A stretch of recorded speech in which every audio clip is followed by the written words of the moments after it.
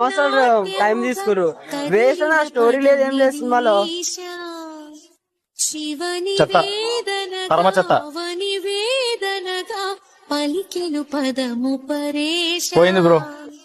నీలకంఠరా చాలి పొందరా కరుణతో ననుగనరా. Almost all ఆయన జీవితంలో ఆయన హైప్స్ అయిపోయినాయి. ఇక కష్టం, ఇంకా ప్రభాస్ కెరియర్ కష్టం. నగజా మనోజ జగదీశ్వర బాలేందు శేఖరా శంకరా.